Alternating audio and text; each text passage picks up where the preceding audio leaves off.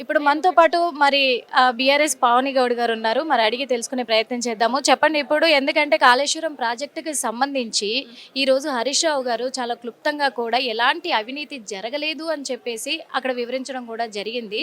మరి ఇదేమైనా రేపు విచారణకి వెళ్ళినప్పుడు రేవంత్ రెడ్డి గారికి సమాధానం చెప్పినట్టే అవుతుందంటారా? ఇప్పుడు రేవంత్ రెడ్డికి సమాధానం చెప్పాల్సిన అవసరము ఎవరికి లేదు. ఎందుకంటే రేవంత్ రెడ్డి అనేటోడు ఒక పిచ్చోని చేతిలో రాయి ఉంటే ఏ విధంగా ఉంటుందో ఆ విధంగా ప్రవర్తిస్తున్నాడు. ఆ రాయి ఏ విధంగా ఎవరి మీద వేస్తాడో కూడా తెలియదు.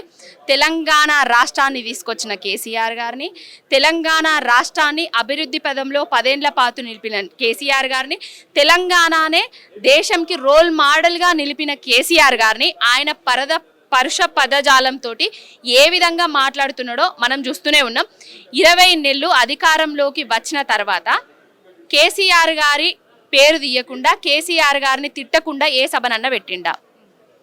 ఇప్పుడు ఏంటంటే నేను జైల్లో మగ్గిన, జైలు చుట్టూ తిరిగిన, జైల్లో ఉన్న నన్ను ప్రజలకు అర్థమైపోయింది ఏంటంటే కాళేశ్వరం అనేది తెలంగాణకు జల జీవనాధారం.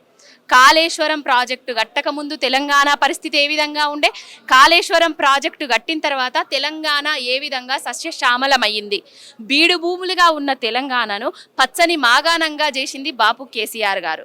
అవన్నీ కండ్లు మండి కండ్లు ఓర్వక కేసీఆర్ గారి మీద ఎక్కడ ఏ విధంగా బురద జల్లాలనే ప్రయత్నం చేయడంలో భాగంగానే కమిషన్ పేరుతోటి ఈ విధంగా చేస్తున్నారు.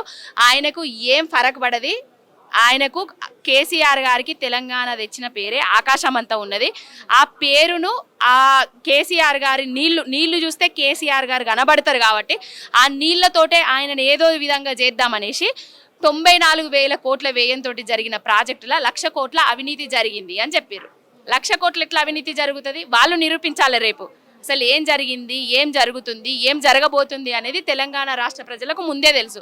ఆ కమిషన్ అనేది కేసీఆర్ గారి పేరును బదనాం చేయడానికి తప్ప ఏం లేదు.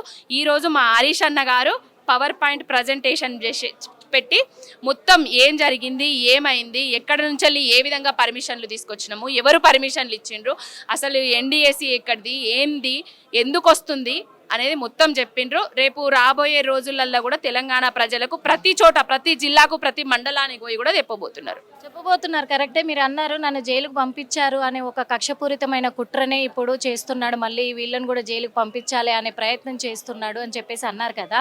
తను చెప్పడం కూడా జరిగింది. రేవంత్ రెడ్డి గారు ఏం చెప్పారంటే, నన్ను జైలుకు కుట్రపూరితంగానే పంపించారు కాబట్టి నేను కడిగిన ముత్యంలాగా బయటకు వచ్చాను, ఈరోజు నేను అనుకున్న లక్ష్యాన్ని నెరవేర్చుకున్నాను, నేను శపథం చేసి నిలబడ్డాను అని చెప్పేసి చెప్పడం. కడిగిన ముత్యమా ఏందా అనేది మొత్తం పోతున్నాడు కదా, అప్పుడప్పుడు పోయొస్తున్నాడు కదా, వాళ్ళకి తెలుసు అది కడిగిన ముత్యం కాదు, బురదలో పంది. అది ఆ పందిని ఏం చేసినా కూడా పాపం లేదు అన్నట్టుగా పాలిస్తున్నాడు ఆయన. ఇప్పటికైనా రేవంత్ రెడ్డి అనేటోడు, నేను ఒక మంచి కుర్చీలో కూర్చున్నా, నేను ఆ కుర్చీకి గౌరవం ఇచ్చి నీకు గౌరవం ఇస్తున్నాం ఎన్ని రోజులు.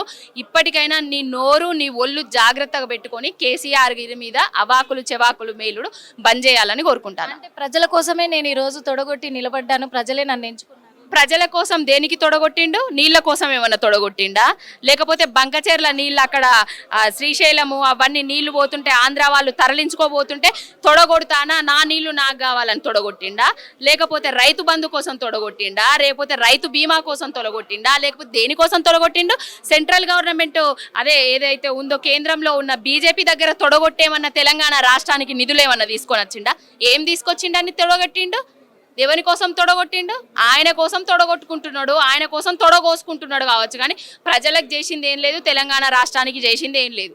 అంటే ఇప్పుడు కాంగ్రెస్ ప్రభుత్వము కేవలము కాళేశ్వరం ప్రాజెక్టు మీదే ఎందుకు టార్గెట్ చేసినట్టు? కాళేశ్వరం అనేది తెలంగాణకు జల జీవన ఆధారం. అది తెలవక కాంగ్రెస్ ప్రభుత్వము ఏదైతే 2007 నుంచి 2014 దాకా మేము ప్రాణహిత చేవెళ్ళ గడతాము అనేసి ప్రగల్భాలు వలికిందో, మహారాష్ట్రలో కాంగ్రెస్ ఉన్నా, సెంట్రల్లో కాంగ్రెస్ ఉన్నా, తెలంగాణలో కూడా ఉన్నా కూడా, అంటే అప్పుడు ఉన్నా కూడా వాళ్ళు పర్మిషన్లు సాధించలేక, ప్రాజెక్టును కట్టలేక, ఏదైతే కేసీఆర్ గారు అధికారంలోకి వచ్చిన తర్వాత 3 ఏళ్లలోనే కాళేశ్వరం ప్రాజెక్టును ఏ విధంగా ప్రారంభించిండ్రో అది తెలిసి కక్షపూరితంగా వ్యవహరిస్తూ ఈ విధంగా చేస్తున్నారు తప్ప ఏం లేదు. ఖమ్మంలో ఒక ఇన్సిడెంట్ జరిగింది మహిళా కానిస్టేబుల్కి, అలాగే అక్కడ ఉన్న ప్రజలకు కూడా జరిగింది. అసలు ఏం జరిగింది? నఫరత్ కా బజార్ మే మొహబ్బత్ కా దుకాన్ కోల్తాం అని చెప్పేసిండు రాహుల్ గాంధీ.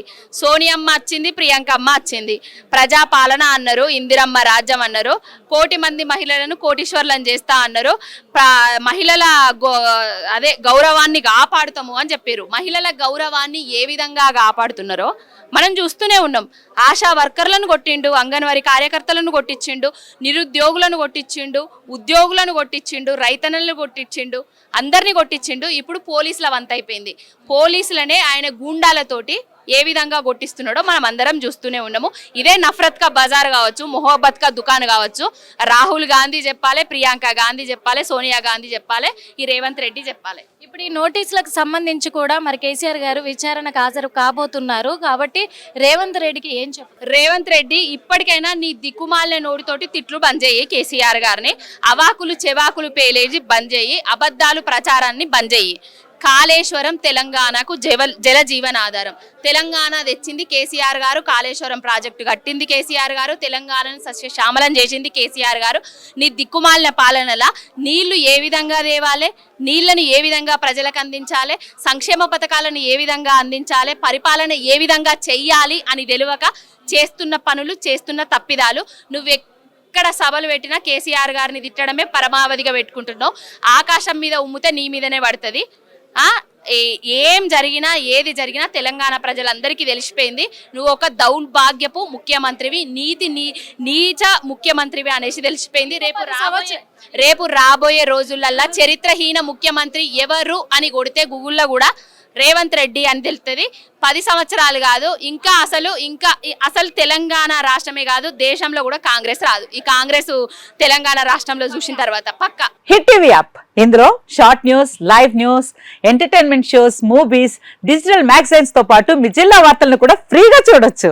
ఇంకెందుకు ఆలస్యం, వెంటనే హిట్ టీవీ యాప్ ని డౌన్లోడ్ చేసుకుని ఫ్రీగా ఎంటర్టైన్మెంట్ పొందండి. Hit TV app. Hit TV app. Please download hit TV app. Hit TV app ని ఫ్రీగా డౌన్లోడ్ చేసుకుని ఎంజాయ్ చేయండి. మీకు నచ్చిన ఎంటర్టైన్మెంట్ కోసం హిట్ టీవీ యాప్ ని ఫ్రీగా డౌన్లోడ్ చేసుకుని ఎంజాయ్ చేయండి. హిట్ టీవీ యాప్ ని డౌన్లోడ్ చేసుకుని ఆస్వాదించండి, ఆశీర్వదించండి. ఇంతమంది సెలబ్రిటీలు హిట్ టీవీ యాప్ ని డౌన్లోడ్ చేసుకోండి అని చెప్తున్నారంటే ఎంత మంచి యాప్ ఆలోచించండి. అమెరికా అమెరికా అమెరికా అమెరికాలో చదవాలనుకునే వాళ్ళకి విశ్వసనీయమైన పేరు మన శౌర్య కన్సల్టెన్సీ. UK లో 1 year masters, UK లో 1 year masters, 2 years work permit up to 5 years visa. Contact Saurya Consultancy. Contact 89851 89851.